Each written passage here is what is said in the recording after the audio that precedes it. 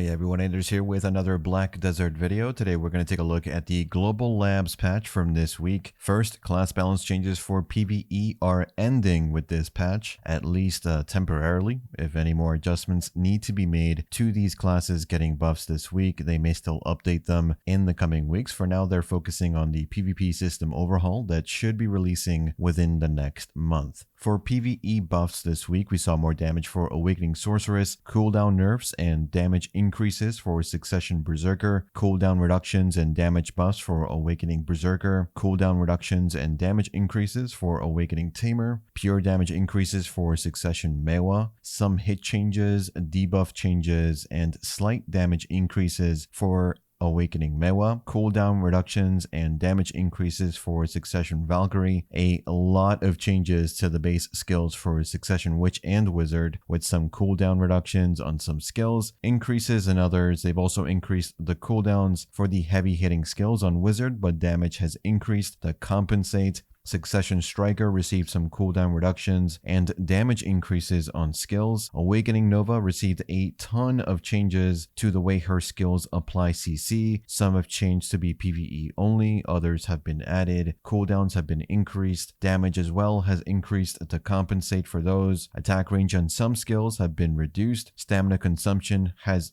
decreased and damage overall has increased. Lastly, for Succession Dracania, we saw some minor cooldown reductions and damage increases on a couple of skills. For the rest of the patch, sailor slots on Carracks have been expanded to include room for the new Master Fisherman Sailor. This is the Carrack auto fishing function they mentioned recently. This type of fishing will not be affected by your fishing mastery, so you don't need to sacrifice your sailing mastery gear to use this. Instead, there is a 3% fixed prize fish catch rate. There is a new piece of gear you can use called the Sea Otter Fishing Rod that will allow you to auto fish on your Carrack. This can be obtained through a quest and via the Sea Coin shop. Cabin space has also been expanded to 110. Auto fishing takes 3 minutes per catch. They've added a new UI indicator showing you when the fishing gauge will fill and succeed in catching your fish, and it only works when you're actively moving as far as I can tell. The weekly fishing competition has received some changes with this update as well. Mainly the amount of people that can win rewards has increased to 300. There is a reward structure where the first place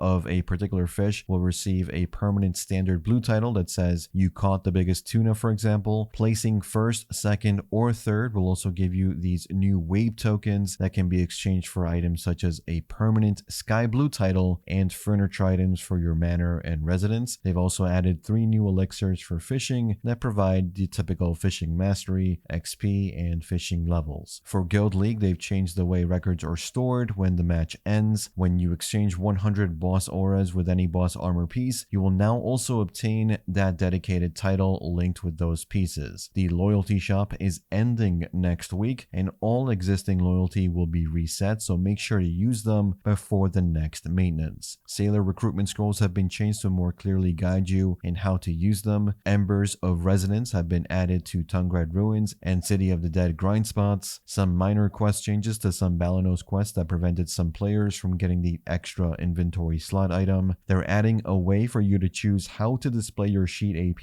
and DP. Before, you could have 350 sheet AP and 430 sheet DP as an example, but with grind spots now asking for specific total AP and total DP requirements to show whether or not you can actually grind there, they've added a way for you to essentially show your total AP and total DP right on your character gear window. They've also added options to include monster specific damage in the AP calculation as well, and if enough players like the change, they say they may just include total AP and total DP as a default display from now on. You can now move the chat window box without needing to enter the edit UI function. They've improved the spacing between party members in the platoon list and party member list. Icons for Life Guild missions have been updated. And lastly, you can now teleport through wells while being in a party, though you are still unable to enter the Magnus itself while being in a party. That's all for the updates in this Global Labs patch. Let me know your thoughts on the class balance changes this week. I like the idea of moving to a total AP and total DP scheme from now on. I think it avoids confusion confusing new players or returning players when they see a new grind spot needing 1000 AP while their character sheet says they have 290 sheet AP. Makes more sense to move to total AP to avoid any issues, but let me know what you think in the comments. As always, thanks for watching, thanks for listening. I'll see you all in the next one.